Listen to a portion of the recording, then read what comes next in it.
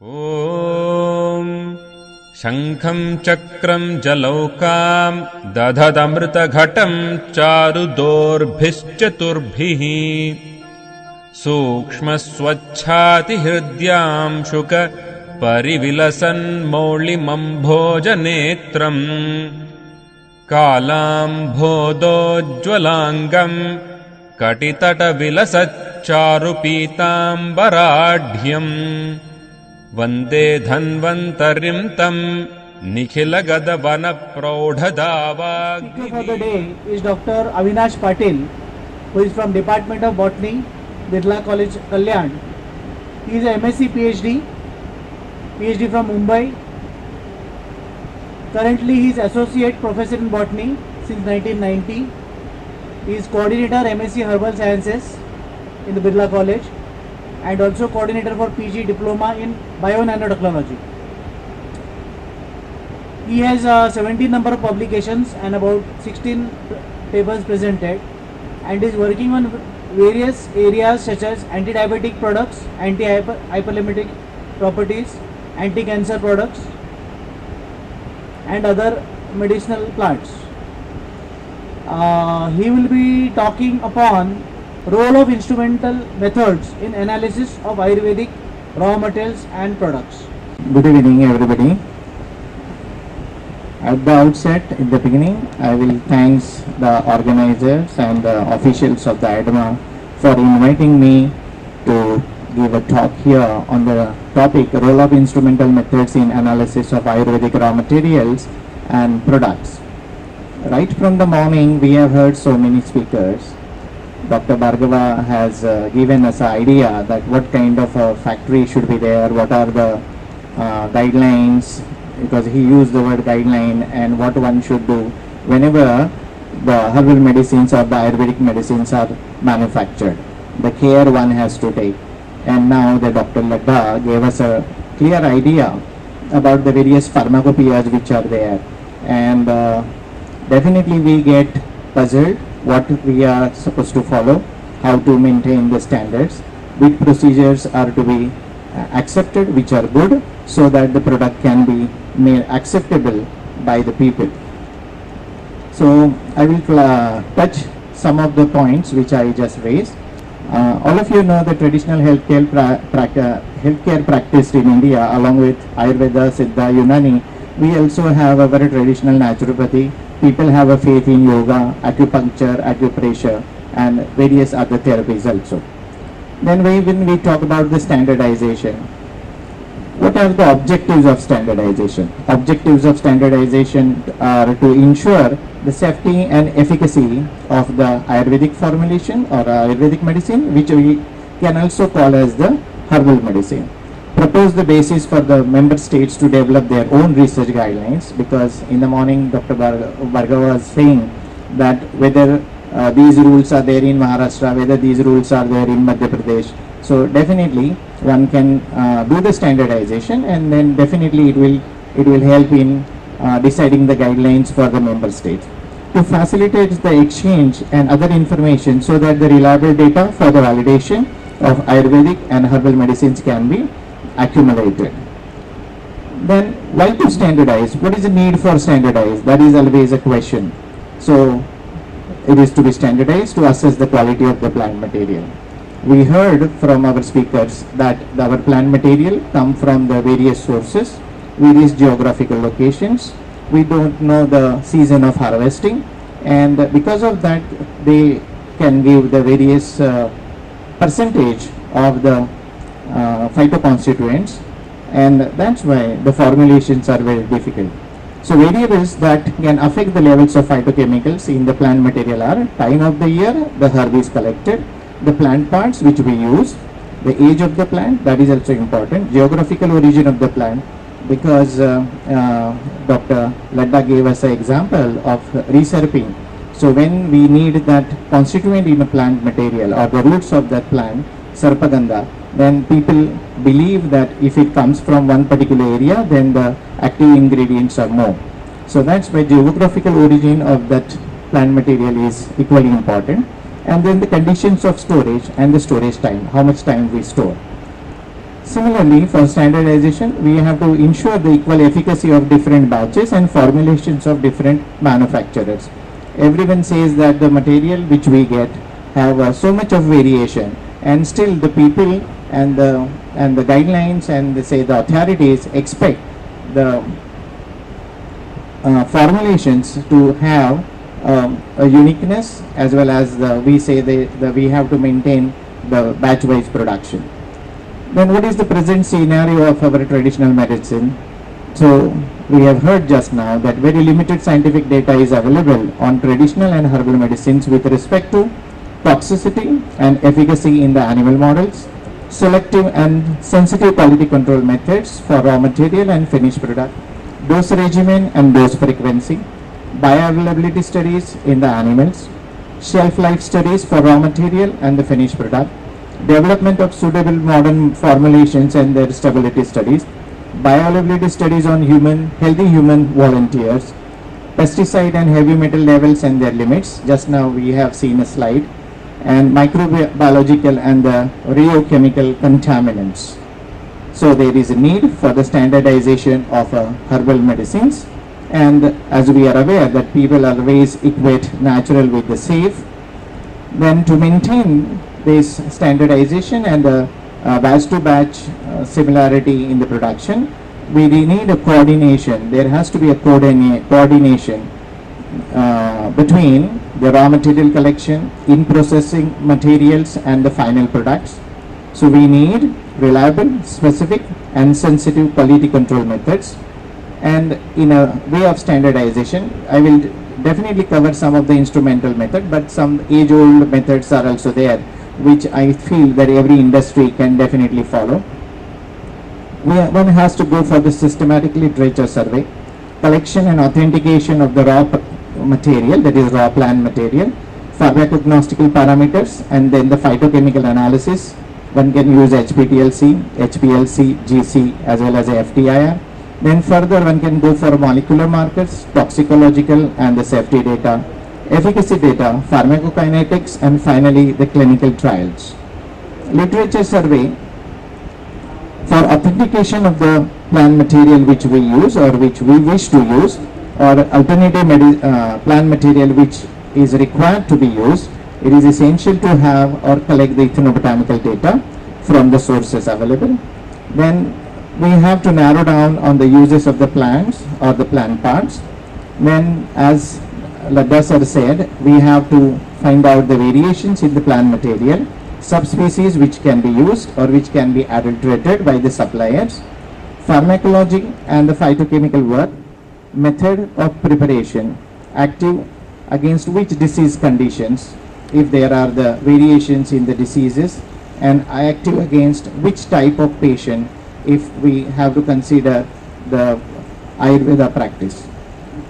Authentication of the plant material, it starts with the identification of the plant by a taxonomist in the field.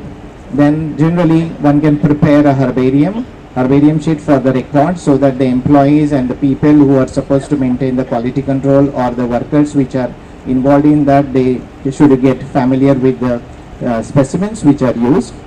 Then the digital documentation or the photographs can be maintained, and then the staff can be made familiar with that. We can study also the macroscopical and the microscopical characters, so that the raw material which we collect, we can authentify that, and we can ensure that there is no contamination or minimum contamination or adulteration. These are some of the herbarium sheets prepared, and on the right side you can see a certificate obtained. These herbariums were prepared for some of our project work, and we got it certified from Blatter Herbarium, that is at St. Xavier's College, Mumbai. It is near to us, so we got it certified from them. One can get it certified from the BSI office or the BSI laboratories or the centers. BSI, that is Botanical Survey of India. This is another one. This is the third one. This is Black Musuri, Curculiga orchioides, which is nowadays used in many formulations. This is the pharmacognostical approach, one can say, for the standardization of the raw plant material which is used. One can start from authenticity, that is the authentication of the plant material, After that one can go for microscopy. Then the foreign matter is essential. Foreign matter, one can say the plant part or the plant material which is not required for our formulation, or it is the adulteration which is done by the supplier.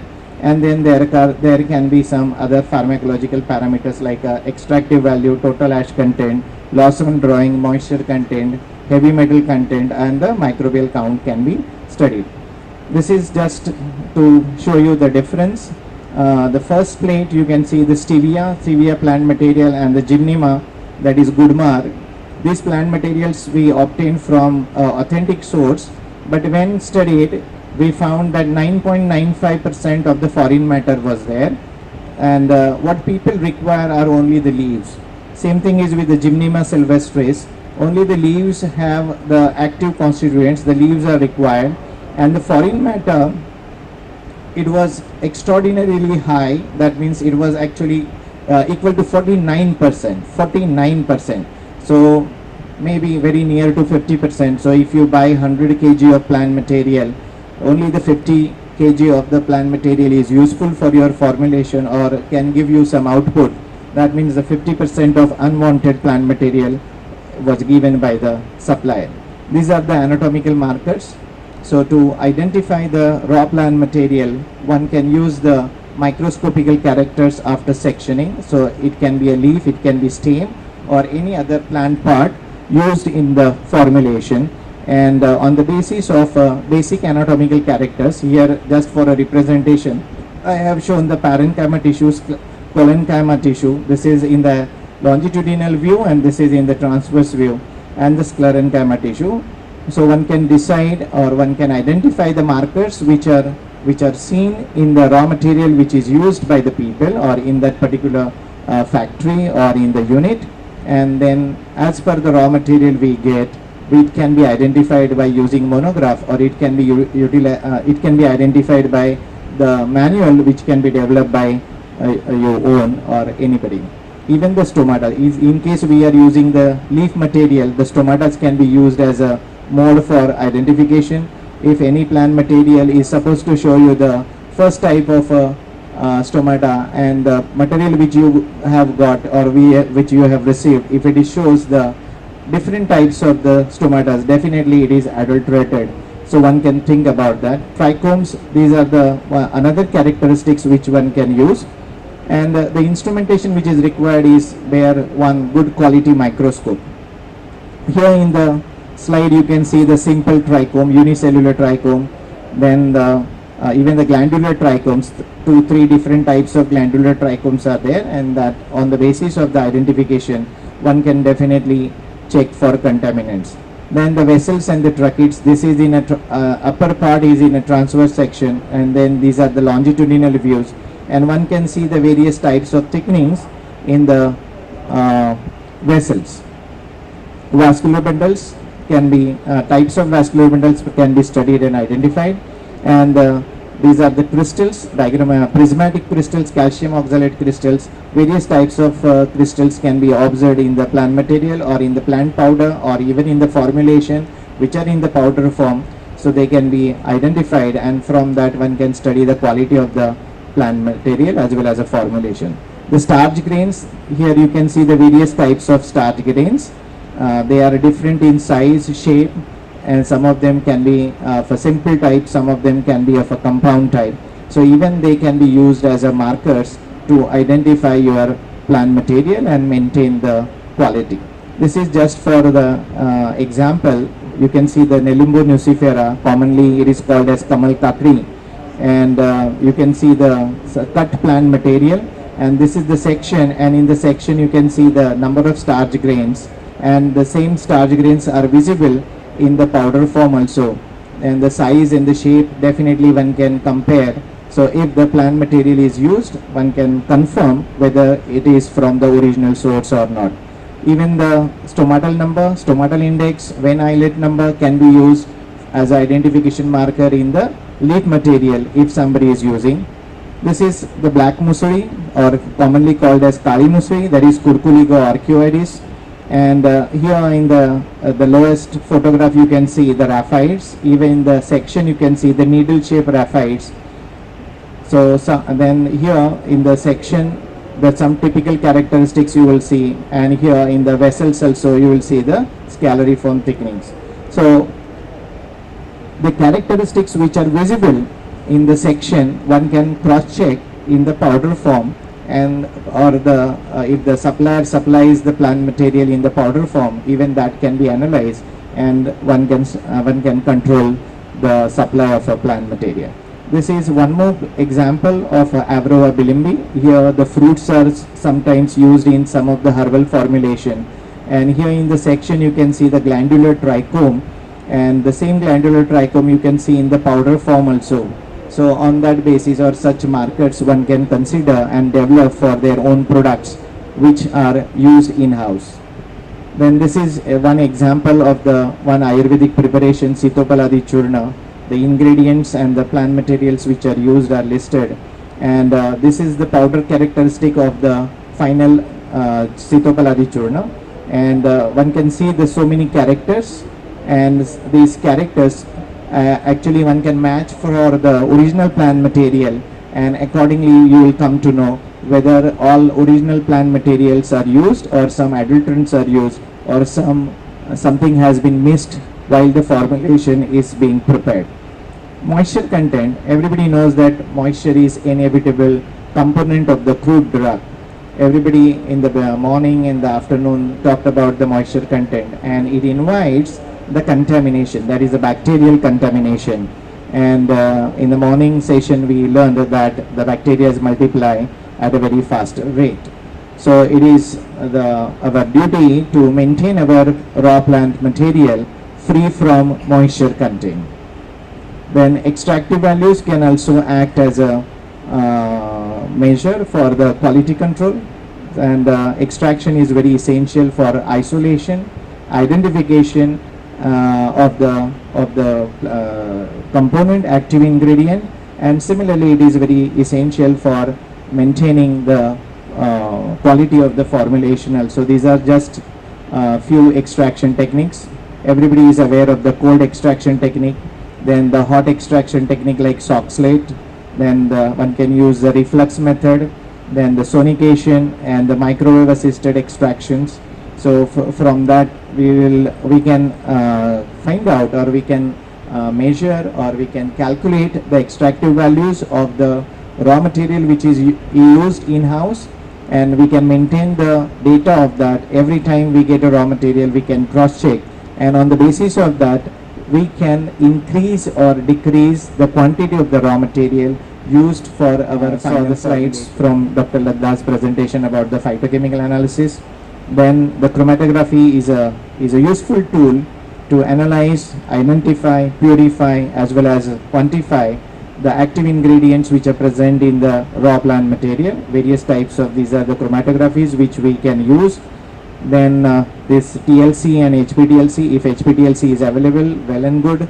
Otherwise some of the small scale units can go for the TLC analysis, and they can maintain. See, this is piperine, as we are always short of standards, and as the standards are costly, sometimes we can isolate the standards in our own laboratories.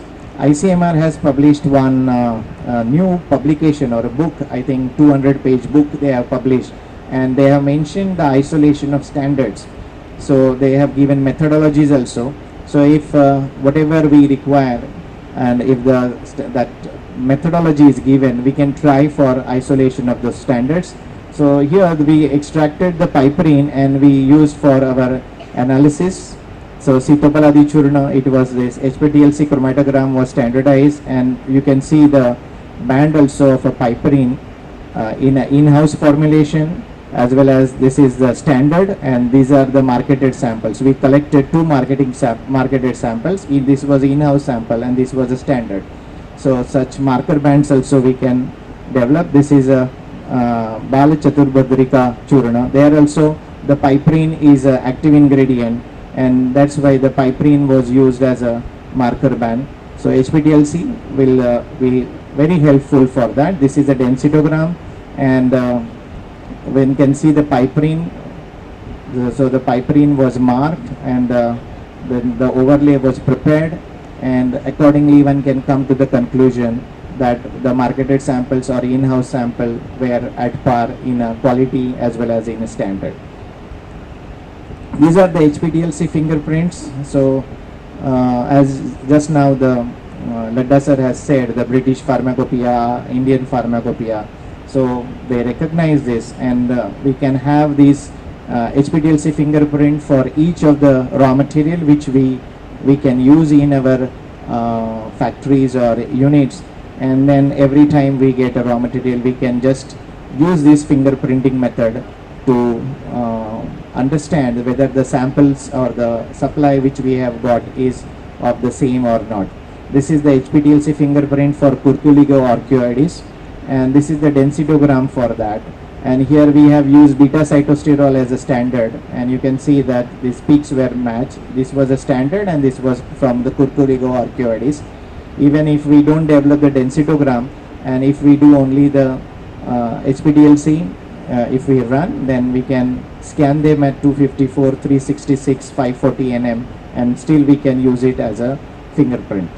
This is the HPTLC fingerprint for one of the Unani medicine, Sufufe Mosil.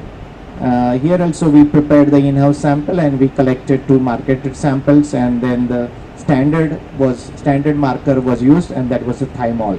As the thymol is very cheaply available in the market, so we use the marketed thymol. Then sir talked about the HPLC. So I will just show you what examples I have brought. We worked on stevia for some multinational companies, and everybody knows that in the stevia leaf there are many glycosides available, and out of that the Reb-A, that is riboside A, generally the industry is interested in that. So this was a densitogram of the raw stevia leaf or the stevia leaf which we got, and we had a standard of Reb-A, and only one peak matches with that, and then we developed a technique to isolate the riboside A, and to confirm our technique we use the HPLC. Here you can see the unknown, and that unknown is leaf powder extract in water, and unknown 2, that was after the fraction collection from the resin, and you can see the recovery was very less. So we were able to quantify the riboside A which was present in the leaf material as well as after the fractionation, that how much recovery is there, and you can see that recovery was near to 50%. So that means the technique, maybe you can say good or not good, and we tried to improve, and afterward we improved the methodology, and which we are able to recover more of the riboside A. And everybody knows that stevia, when people say that it will be approved by Government of India shortly, and it will be used in a pharma industry as well as in the food industry, but food industry will be very far, but the pharma industry will be the first to get the approval for the use of stevia. These were the different types of resins which we use. The resins are tagged actually by us, and so that's why I have shown photographs of only the columns.